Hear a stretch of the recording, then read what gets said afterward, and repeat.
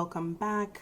So I told you guys that there are a bunch of new foundations and tinted moisturizers that are launching this spring.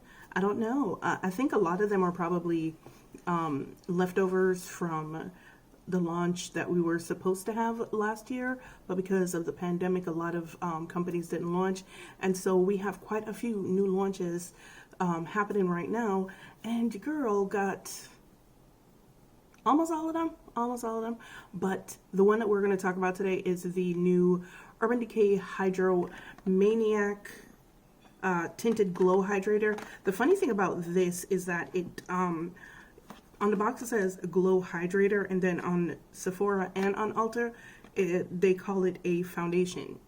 So I don't know.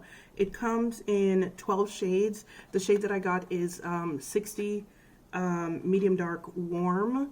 Now there are only 2 warm shades in this foundation, tinted whatever, that I can see, and that is 60 medium dark warm, and then there is also 70 dark warm, which I did think I briefly thought about getting, but I figured since I wore 60 in the foundation that I should get 60, and then I thought about it and remember how I was like bitching that there was no 70 in the foundation. You know, hindsight is 20/20 and all that. So afterwards I was like, maybe I should have gotten 70, but then when it came, it is basically the same color as my foundation, and the foundation that I wear in the Stay Naked is 60 warm ochre. It is basically the same color, but it is slightly lighter. I'll give you a comparison in a minute.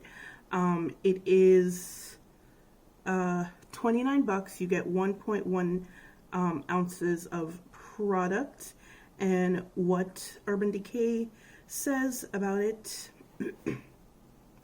it is medium coverage. The finish is radiant. So y'all, like, I really didn't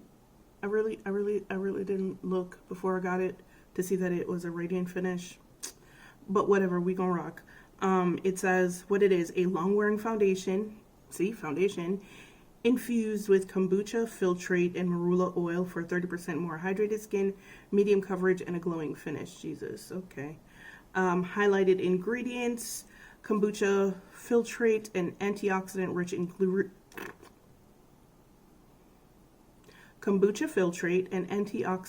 ingredient that visibly brightens and purifies the skin for a more luminous look. Marula oil hydrates, protects, and seals in moisture. What else you need to know? Infused with nourishing ingredients, this lightweight formula leaves the skin feeling super hydrated while minimizing Jesus Christ. First video of the day, guys. Let's just start that over. Infused with nourishing ingredients, this lightweight formula leaves the skin feeling super hydrated while minimizing imperfections like uneven tone and texture with a blurring effect. After applying, you'll notice a healthy glow and medium coverage that looks like real skin and wears up to 24 hours. Okay. All right, so I thought this was a tinted moisturizer, because that's what the box says. Yes. Tinted Glow Hydrator is what the box says. So I was not looking at this as a foundation, so I was not planning on doing a 3-day wear test. And I'm still looking at it as a tinted moisturizer. So this is my foundation, 60 Warm Ochre. I'll give you a swatch so you guys can see the colors next to each other. All right, so this is the foundation on the bottom, 60 warm ochre, and then that is 60 medium deep warm on top in the tinted hydrator. As I said, they are basically the same color. The tinted hydrator seems to be a little bit more yellow, and it is slightly lighter than the foundation, even though I don't know if it's lighter than a foundation, or is it lighter? I think it is. All right, guys, so I had planned on testing this out the way that I test out tinted moisturizers, which is, you know, like just a try on, basically, not really a wear test. But I have also decided that, I kind of sort of want to change the way that I do tinted moisturizer reviews, because I feel like so I'm just going to start doing like 1 day wear tests on tinted moisturizers. One, because they're tinted moisturizers, so I don't really think that they need that much review or wear testing, because you're not really expecting them to last more than like maybe 6 hours or so. But I want to see if they actually do last those 6 hours or so. So I'm probably going to start doing 1 day wear tests on the tinted moisturizers that I review. And this is going to be the first one. So let's just go ahead and get into it. I hope my lighting is okay, because I was having some trouble with lighting the other day. So I hope she's still good. All right. You know what? This actually kind of sort of feels like a foundation.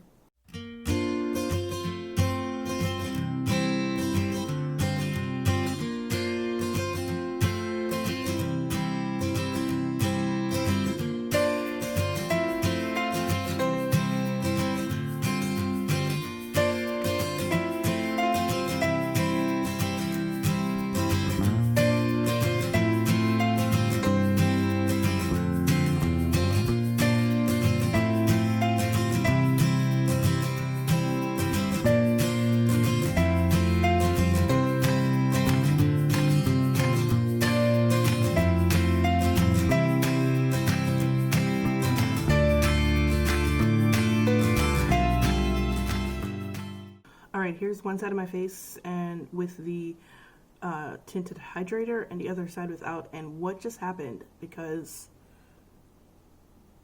this is definitely more yellow. This is definitely more yellow than the foundation. Definitely. It's also lighter than I expected, and so I don't know.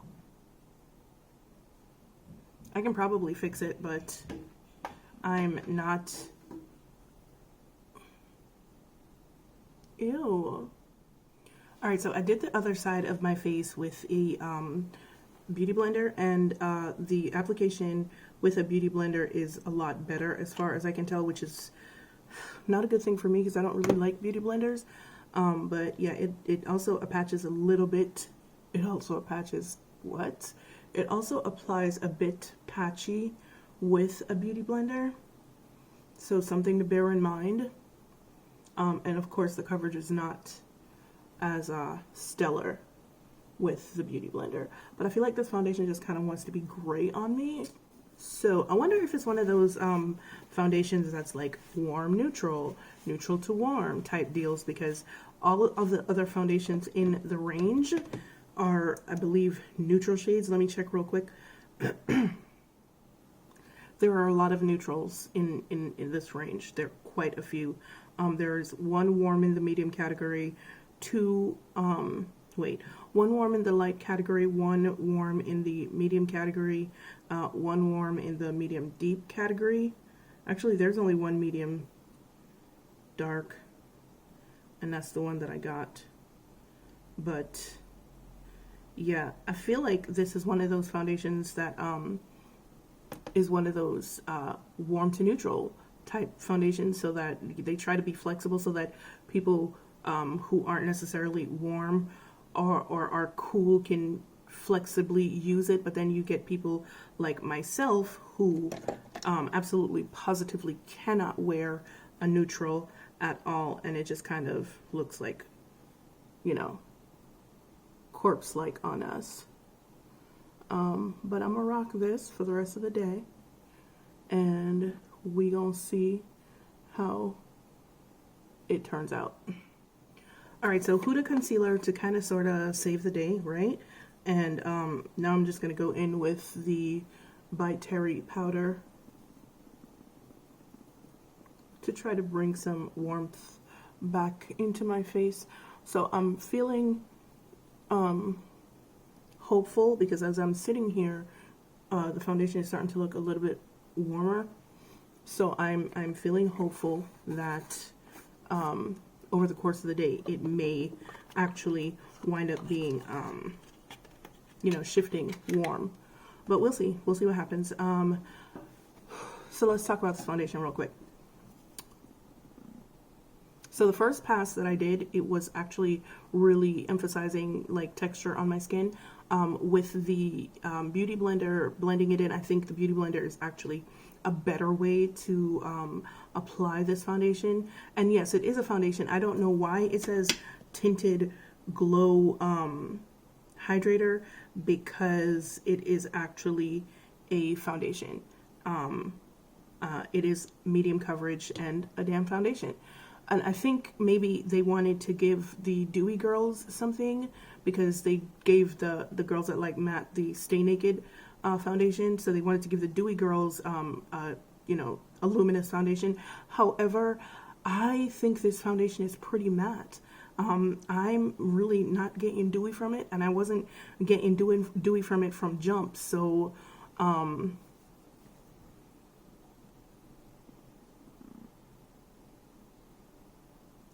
so it actually looks pretty good on the skin. However, if you have peach fuzz, it's going to show the peach fuzz because I'm looking, and yeah, my peach fuzz is like pretty much on display now. You won't see it unless you come super close, but I can see it, and that's a bit annoying. So far, so good. It gives pretty decent coverage. It is medium finish. Like, you could build it up to medium. It'll take you a very long time with a Beauty Blender though, because the Beauty Blender does shear it out almost to nothing. Camera cut off once again. I don't know what is happening here. Anyway, where did I leave off? I don't know, so I'm just gonna go over it again. So like I said, I think they wanted to give the dewy girls something, but they wound up giving us nothing. Well, not us. They wound up giving the dewy girls nothing because this is not giving me dewy or luminous or radiant. It is matte, and it was matte straight out of the gate. You get a little bit more dewy if you use a beauty blender, however, or a beauty sponge. However, it's going to take you that much longer to actually build it up because the sponge shears the foundation out almost to nothing. And I did say, yes, it is a foundation. It is not a tinted moisturizer like I thought it was. So I may have to shift my plans to actually do a 3-day wear test on this joint. Oh, for reference, the primer that I'm using today is the Shiseido Soft Blurring Primer, which has kind of become my my go-to primer. But yeah, this is what we have so far. That bitch oxidized. That bitch is not warm. I think it's warm neutral. We know how that goes with me. But yeah, this is what we have so far. It is now 11:22 a.m. in the morning. Okay guys, so I kind of just wanted you to see what this foundation looks like without the benefit of the lights, the studio lights, because the studio lights can actually make everything look really, really good. And sometimes when I say something is neutral and then I watch the playback, I feel like I'm crazy, like, yo, am I crazy? But no, I'm not crazy. The studio lights just make everything look really good. So here I am in my little corner with some natural light. And as you can see from my chest and my face, my chest is a little bit red right now. Ignore that. Oh, nice little booger. The foundation is quite neutral, and it's not really sitting very well. Now, mind you, I haven't had this on for even an hour yet, and I feel like it's already breaking up over my nose. It's gotten into some lines right here and then right here, and it just looks really neutral on my skin, and this is not cute. So, yeah, she neutral. Alright guys, I am back. Probably, well, not probably, but earlier than I'd planned. But yeah, we're just gonna end this right now because nothing good is gonna come of this. It is now 3:31 in the evening and afternoon, and this is what my face looks like. As you can tell, I found the radiance and it is grease. So I am really oily in my U-zone. It's gone from my nose, basically. It just basically kind of looks like sunscreen. I don't remember if this thing said it had sunscreen or not. Let me check. I see no mention of sunscreen. However, it does have a bit of a sunscreeny look because of the undertone. You saw from, you know, that little video that I did in my comfy chair, what it actually looks like in real life versus what it looks like in these wonderfully bright camera lights. Now, even though a foundation is not the correct shade for me or the correct undertone, if there are good things to say about the foundation, I will say those good things about them. However, I cannot say anything good about this. You can probably see better from the clip that I inserted before, but this exacerbates all the texture on your face. It goes into every line on your face. If you have dry patches on your face, it will show the dry patches like it did. I didn't even know that I had dry patches on my nose, but foundation told me. So this is,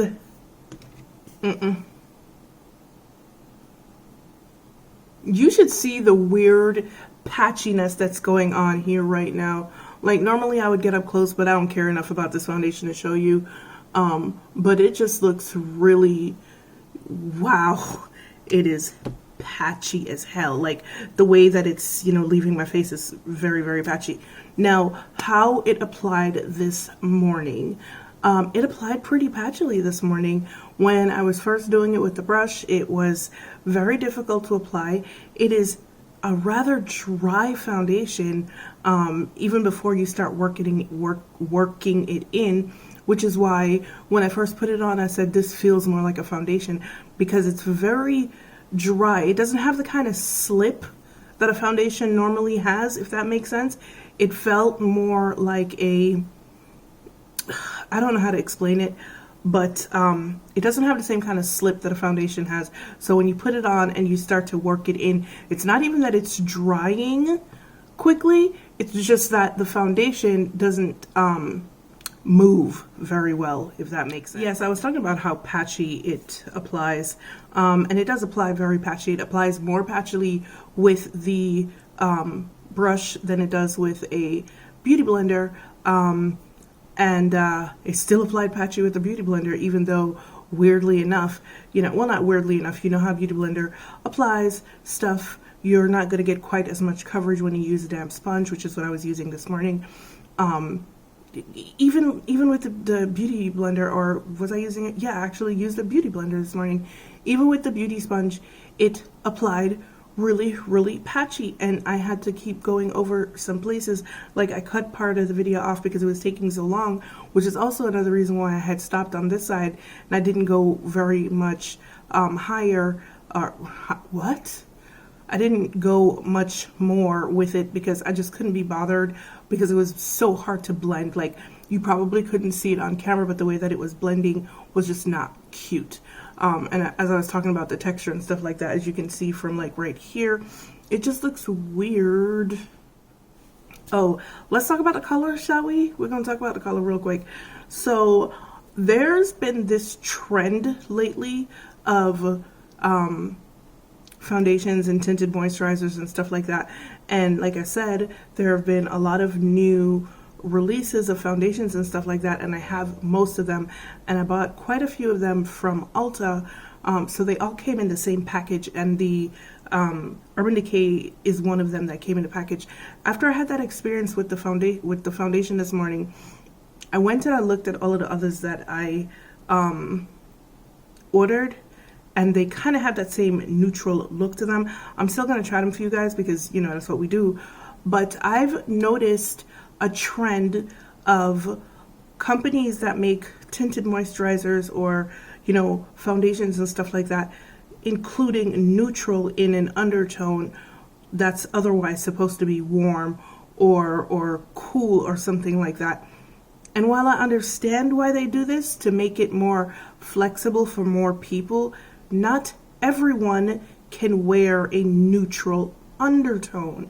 So I really, really wish that it had said on the box, not even on the box, but in general, that that was going to be a neutral undertone, because I wouldn't have wasted my money on it. And now I have to go and return this shit because they know ain't how I'm keeping it because I can't wear it, right? So this trend of warm neutral or neutral warm in a foundation or neutral whatever in a foundation really irritates me because it wastes my time. Anyway, this is not for me. If you can wear a neutral undertone and you want to try this, go ahead. It is $29 of wasted money as far as I'm concerned, but you know, that's just me. But yeah, guys, this is not for me at all, and I am done. But thank you for joining me. I hope this was informative, and as usual, it's been real, it's been fun, and I will see you guys in the next one. Bye.